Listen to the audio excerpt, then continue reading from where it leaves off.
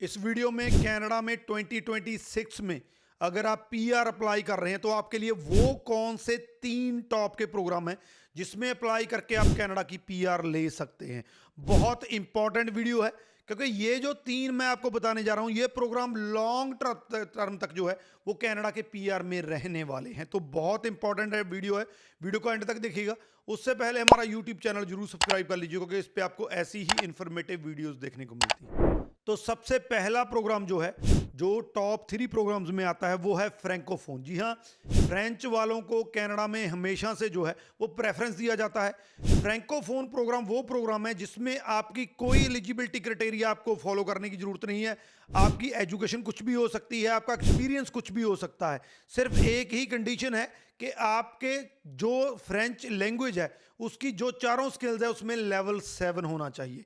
तो ये प्रोग्राम जो है ये बहुत ज़्यादा आने वाले टाइम में भी इन डिमांड में रहने वाला है क्योंकि ऑलरेडी जो अनाउंस कर दिया गया है कि 9% को इंक्रीज करके 12%, जी हाँ, 2029 तक जो है वो फ्रैंकोफोन का पूरी पीआर की जो कोटा होगा उसमें से 12% जो है सिर्फ फ्रैंकोफोन को दिया जाएगा। तो 2029 तक ये प्रोग्राम है, इसका कोटा हर साल इंक्रीज होते रहना है। सबसे बड़ा एडवांटेज ये है कि आप चाहे बिजनेस बैकग्राउंड से आते हैं, आईटी बैकग्राउंड से आते हैं, इवन एग्रीकल्चर के बैकग्राउंड से आते हैं, किसी से भी आते हैं, इस प्रोग्राम का आपके ऑक्यूपेशन से कोई लेना देना नहीं है, कोई एजुकेशन से लेना देना नहीं है। सिंपल आपको जो कंडीशन मैंने बताई है वो पूरी करनी है। इसको पूरी करके अपने पूल में फाइल डाल सकते हैं।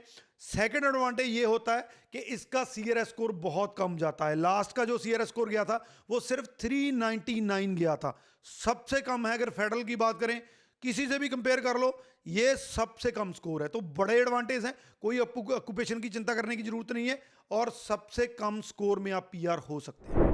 दूसरा प्रोग्राम हेल्थ केयर का है। कनाडा में जो रिसेंटली क्राइसिस देखा गया है उसमें 2 बड़े फैक्टर थे। पहला हाउसिंग था और दूसरा हेल्थ केयर था। तो हेल्थ केयर प्रोफेशनल्स की पूरे कनाडा में बहुत बड़े लेवल पे डिमांड है। अगर मैं अकेले अंटारियो जो कि सबसे बड़ी प्रोविंस है उसकी बात करूं तो उसी में 2028 तक personal support worker, registered nurse, social service worker सबकी जरूरत है।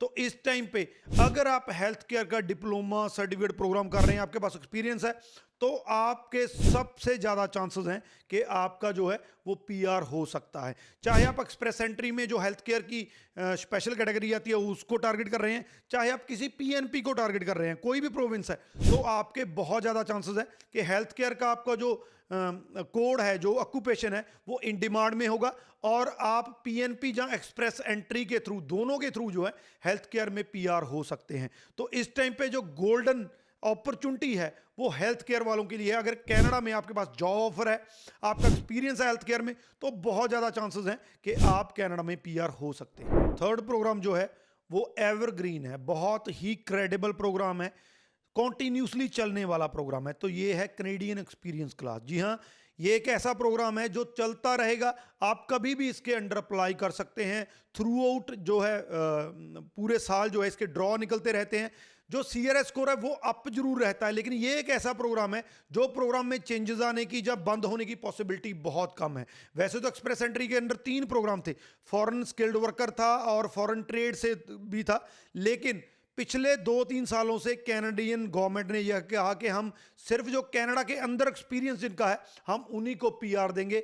इसीलिए जो है वो कैनेडियन एक्सपीरियंस क्लास को जो है प्रेफरेंस दिया जाता है। तो कैनेडियन एक्सपीरियंस क्लास की सिंपल रिक्वायरमेंट ये है कि आपके पास 1 साल का कनाडा का टीयर 0, 1, 2, 3 का एक्सपीरियंस होना चाहिए। अगर ये एक्सपीरियंस आपके पास है, आप किसी भी ऑक्यूपेशन से आते हैं, कोई भी आपने स्टडी की है, वो मायने नहीं रखता है।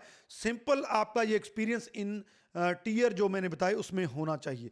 तो ये प्रोग्राम एक ऐसा प्रोग्राम है जो कॉन्टिन्यूसली चलने वाला है, जिसके ड्रॉ कॉन्टिन्यूसली निकलने वाले हैं। तो आप इस प्रोग्राम के अंडर अप्लाई कर सकते हैं। खास करके अगर आपका सीआरएस स्कोर जो है वो 500 या उससे ज़्यादा जाता है तो बहुत बढ़िया चांसेस हैं कि आप सीईसी के अंडर अप्लाई कर सकते हैं और अपना पीआर ले सकते हैं। ये सबसे बड़ा प्रोग्राम भी है कनाडा में, इसके अंडर सबसे ज़्यादा पीआर दिया जाता है। तो सीईसी बहुत बढ़िया प्रोग्राम है, इसमें कोई ज़्यादा बड़ी रिक्वायरमेंट भी नहीं है, कनाडा का सिर्फ एक्सपीरियंस चाहिए।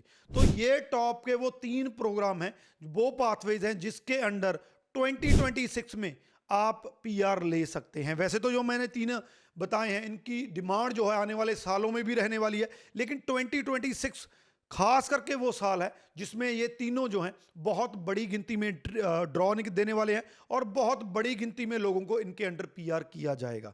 अगर आपको नहीं पता है कि इनके लिए एलिजिबिलिटी क्या है, आपका प्रोफाइल कैसे जो है इनके लिए सही बैठ सकता है, जहां आपका पीआर का वही और क्वेश्चन है, आपने पीआर की अपनी असेसमेंट करवानी है तो हमारे नंबर नीचे दिए गए हैं, कांटेक्ट कर सकते हैं, वही व्हाट्सएप नंबर है, आप व्हाट्सएप पे मैसेज भी कर सकते हैं। बाकी इस वीडियो को शेयर जरूर कर दीजिए क्योंकि बहुत इंपॉर्टेंट वीडियो है। इसके रिगार्डिंग कोई क्वेश्चन है तो नीचे लिख दीजिए, आपको आंसर मिल जाएगा। राजवी चहल, थैंक यू सो मच।